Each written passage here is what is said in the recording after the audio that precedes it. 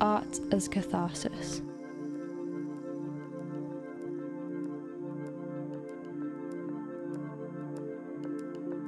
What is catharsis?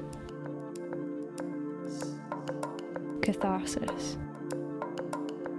The process of releasing and thereby providing relief from strong or repressed emotions.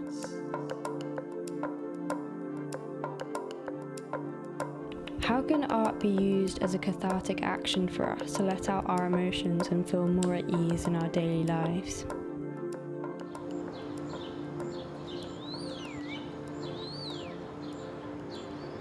My name is Bardell. I'm an artist and filmmaker working in London and Surrey, and I want to explore how more of us can be creative in a therapeutic way through people who are already doing it.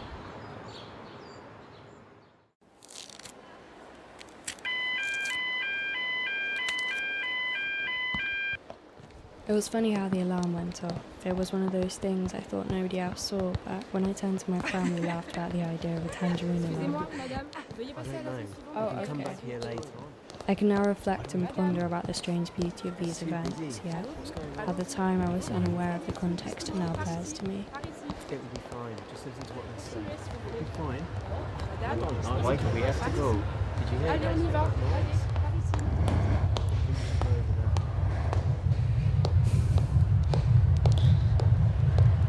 Look outside.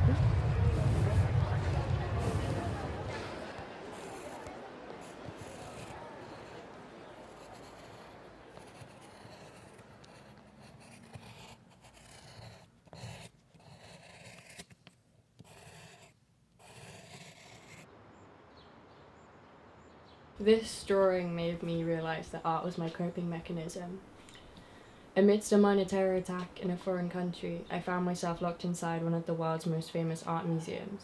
The setting encouraged me, so I drew and it calmed my nerves.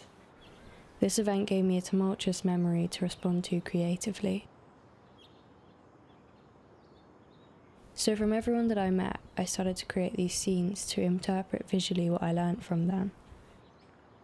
This is one of the ways that I've been creative throughout the process of making this film, and my way of sharing some of my newfound information with you. I needed to use my art on screen to interpret the themes I encountered. In many ways, this film is also catharsis for me. I met Matthew when I was visiting family in Tasmania. I hadn't planned to start my film yet, but he was such a character and a great example of someone who's really embracing their art as a lifestyle. I think that he also represents having a strong connection with nature in a rural setting, and that's really important to him.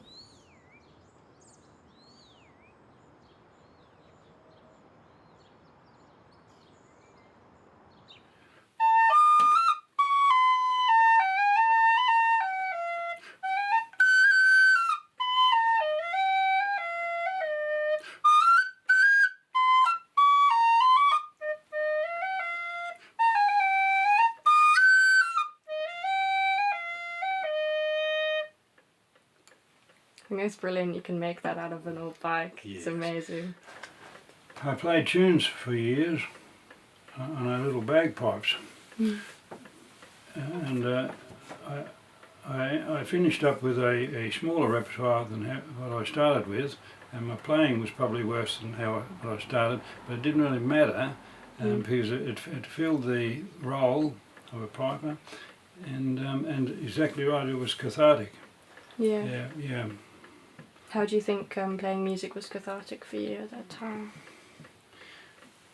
I don't think it was the cathartic aspect was no different than this. I would say this is closer to where I'm at, where I'm more comfortable, or where I'm more of more value, with more fulfilling, and making more use of this ingredient of nature. I'll have to come again. Yeah. Have you enjoyed your time? We've loved it. Yeah. Wait till you see the East Coast. Yeah. The East Coast is a whole other ball game. I think it's all about having passion, and I actually think it's about devotion too. Being devoted to what you are passionate about. He's been I think, totally true to himself and what he wants to do, which can be quite challenging in interacting, but I think it's just wonderful.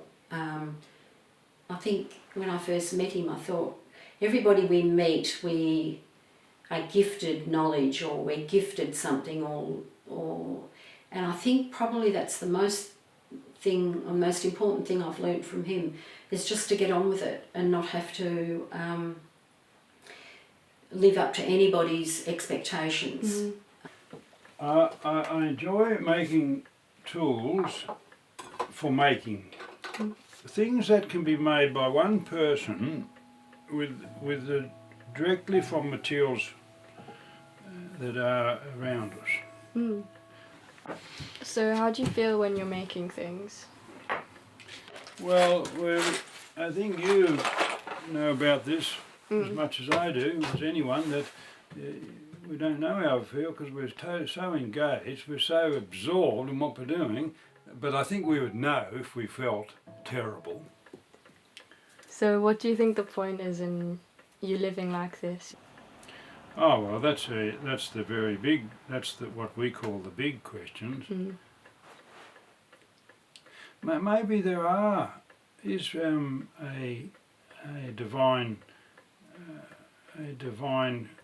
conscience that can intervene, because sometimes we wonder, how did that happen? Everything said it wouldn't happen, and it did. Well, I think to myself, what else would I like in life? Nothing. This, I believe, is as good as it'll get for me, but all in all, panned out very well.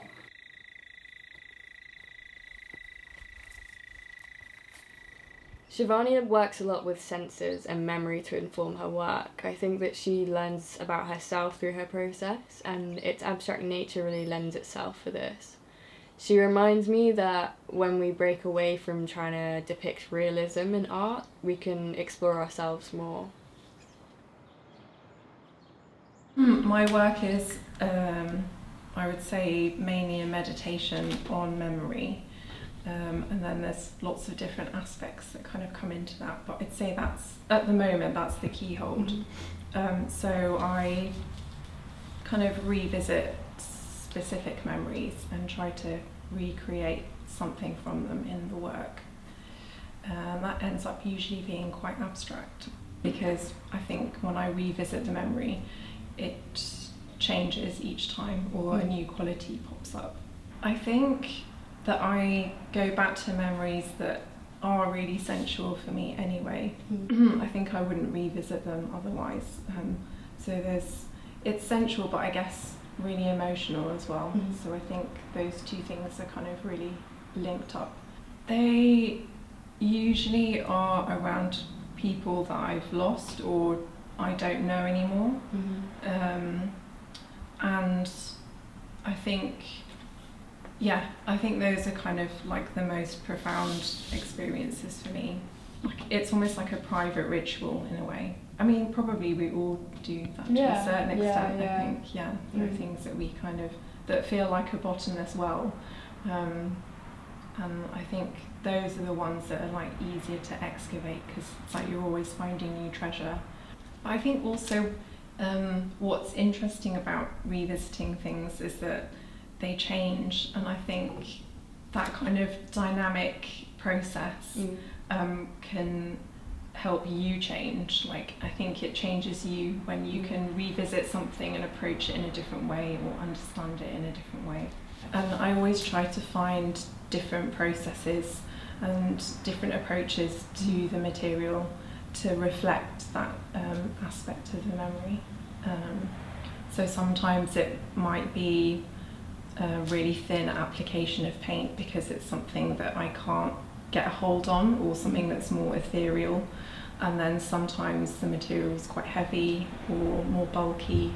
And I think I always want something, it always to be a subconscious process. I think I trust that more than any other aspect. So yeah, it can be something that's maybe difficult, but it could be something that's also joyful, or just giving space to kind of honour something that's important to you. Gabriel has been confronting his identity through his art for some time now. I think he has a strong ability to access scenarios born from memories, which can bring him closer to his culture and also understanding himself. My name is Gabriel Chocho. I was born in Zimbabwe, Harare.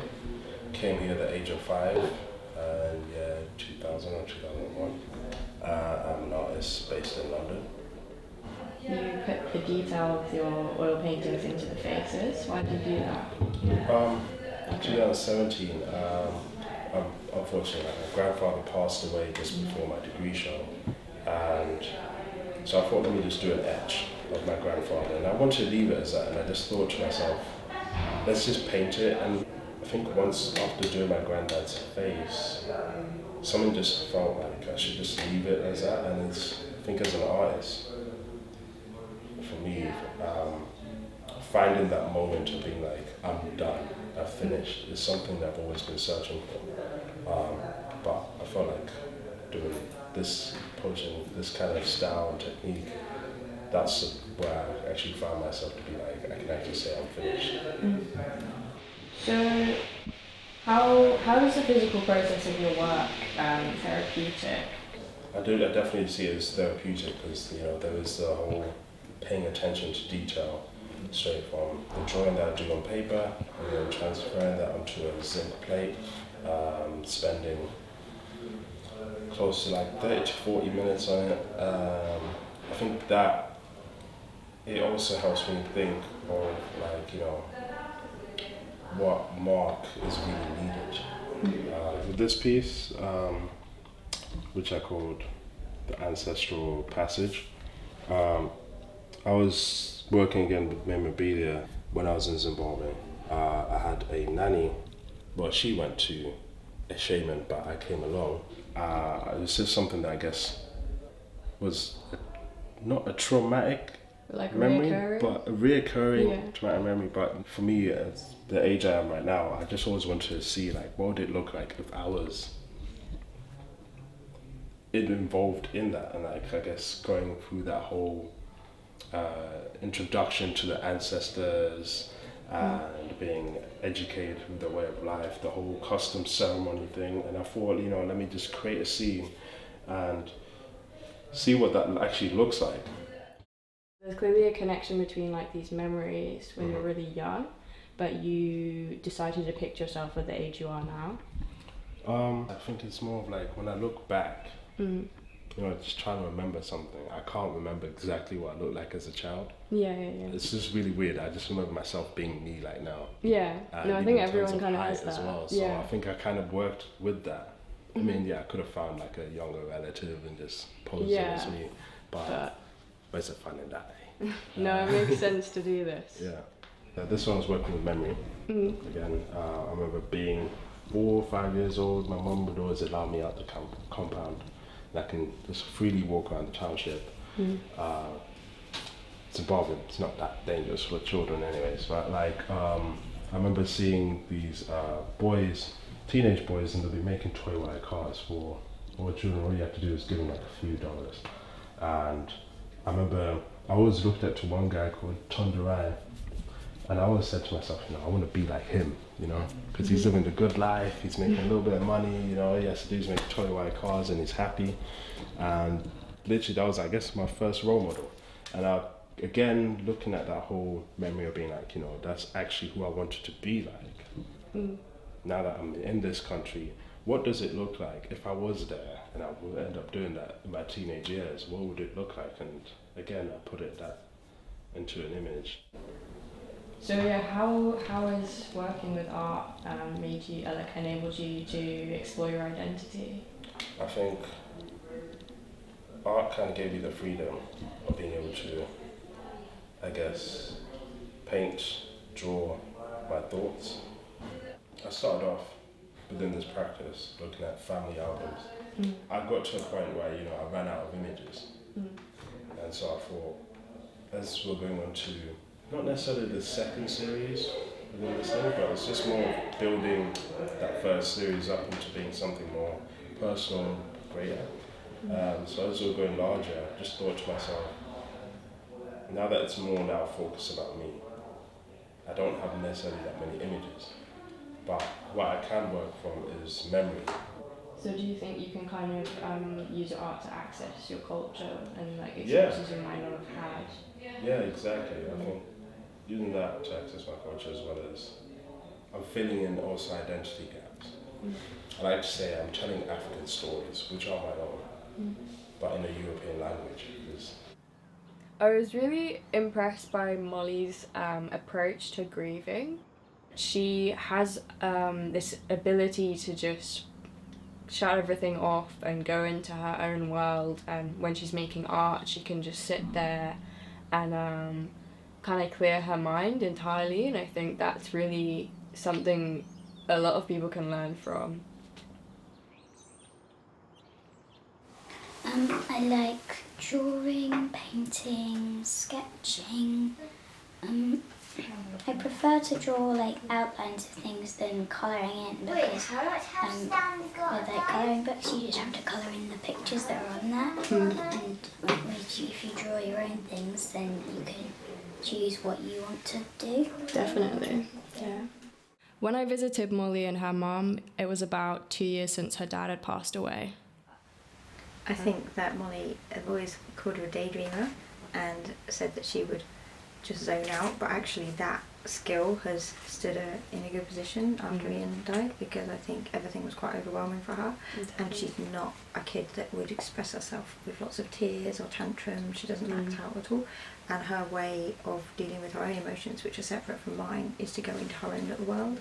I mean, Ian was very artistic anyway, so she's always liked drawing, but that's kind of her way of connecting with Daddy as well, but it's also a way of shutting herself away from the rest of the world. Can you describe what it was like when you were drawing this? It kind of like felt calmer than I did before, because it's like because you're just doing all the patterns. So do you think it meant you could like let something out when you did that? If you have like strong emotions, I find it easier to do abstract, and if I just want to be calm, then I like drawing, like sketching things. Yeah, with this drawing, I know you said that you were kind of trying to show what your emotions look like. What do you think the different colours symbolise, maybe?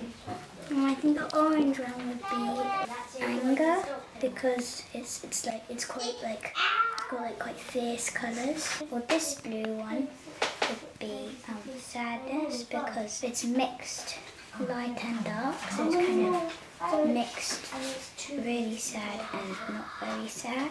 All of these feelings are like in everyone's head, and then they just kind of they all mix together, and then they kind of form like one different coloured feeling like that. And then if they're separate, then you can tell what they are, and then they're each different feelings. So I think Corey has a really unique approach to tattooing. There's a really interesting relationship between her and the person she's tattooing, because sometimes she won't plan what she's going to tattoo and they'll just trust her to like create something, and it's more about the process there than it is the product. So I think there's a real therapeutic element to that process. You've got a lot of tattoos, and I know you've done some of them yourself, right? Yes. So, what's the experience like to tattoo yourself? I guess, as I can obviously only speak like for myself, it's been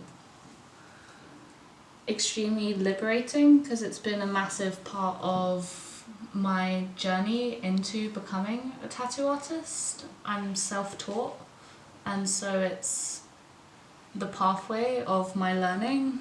It is my journey, like literally marked on my skin, as well as the ability to not have to ask someone else for permission to change my body. Like, I no longer have to go into tattoo shops or environments that I never actually felt that comfortable in. Like, if I feel spontaneous or if I feel ready, then I have the ability to give myself that kind of rite of passage of transforming. I recognised that I was heading into an intensely like Western tattooing environment, and so then the values were then associated with the subcultures in Western tattooing. It's only after going to like art school and recognising that there's more of a conceptual angle that I could take within my practice, a more thoughtful, analytical, philosophical aspect to my practice, that it kind of made me realise I didn't have to align with other tattooists. I was exploring other cultures a bit more and creating an archive of body modifications and the rituals surrounding it. We can bring this into our practice too without appropriating, you know, it's kind of honouring this instinctive humanness inside us. So, talking about the shared experience of tattooing, how do you feel about the relationships you have with the people you tattoo? I think that I always had a very clear idea of what I wanted to create, how far I could push it, but I think I've recognised now also that you can't force people to reach you at the stage of the journey that you're on in exploring. I get such a wide variety of clients, some that have gone through quite a lot of trauma, and people think, oh, you should comfort them, but why not put that person in more discomfort so that they can heal? It's that personal ritual that that person has decided themselves that it's time for, and I think that's the important thing. You know, we're not waiting for a society to tell us these are your traditions, these are your rituals. People are making their own and healing themselves.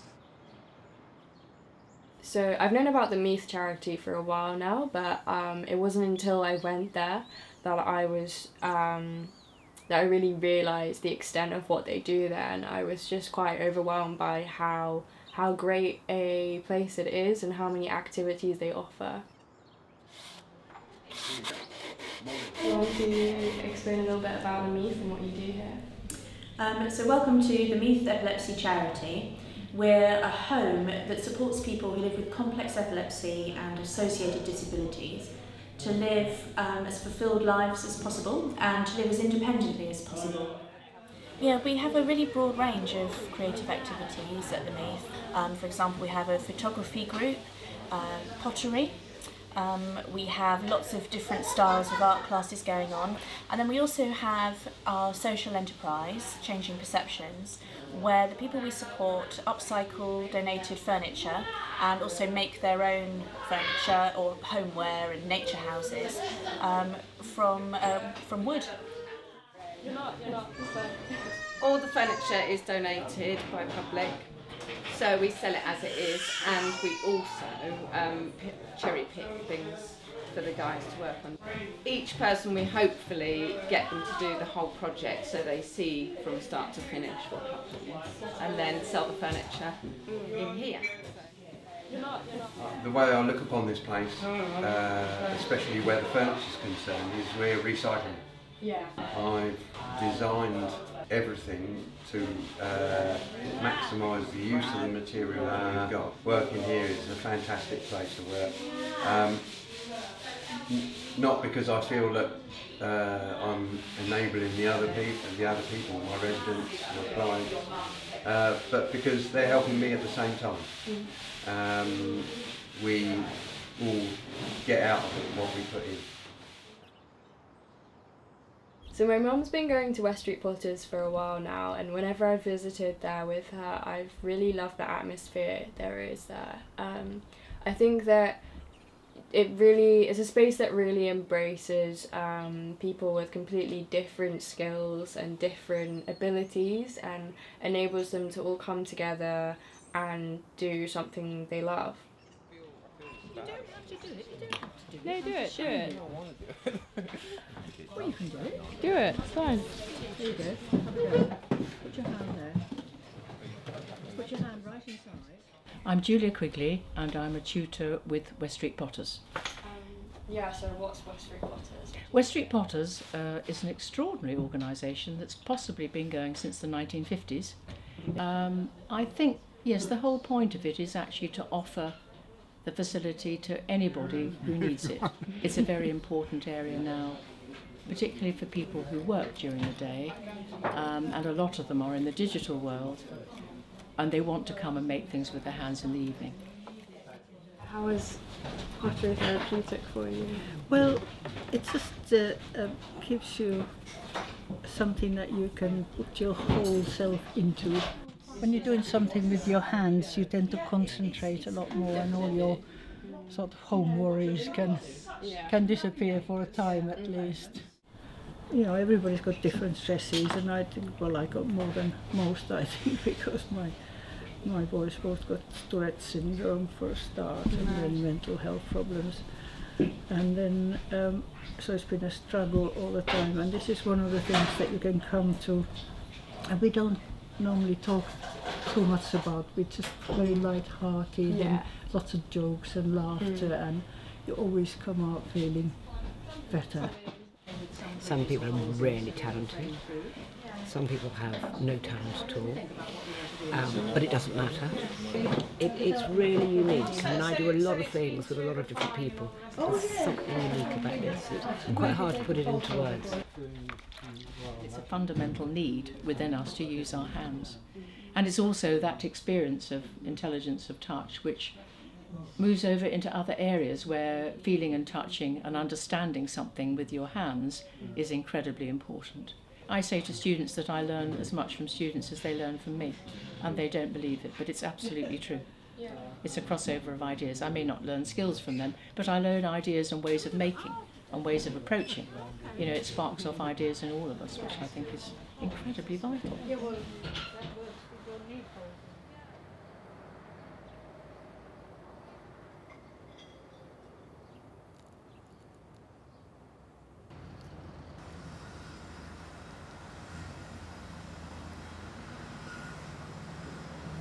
I decided to go back to Paris to revisit the Louvre and find the place where I was drawing.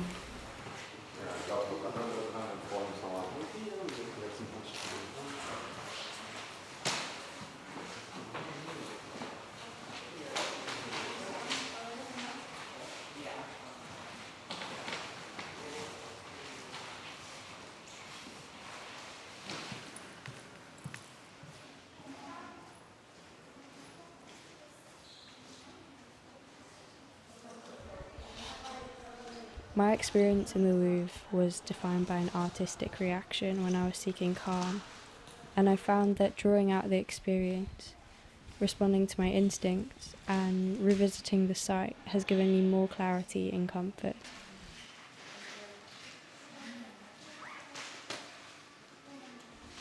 I'm really thankful for all of the creators that have opened up to me and allowed me to learn from them in this process. It's definitely impacted how I use my art personally. And I hope that this may encourage you to try something creative for catharsis, however big or small that may be. Art as catharsis.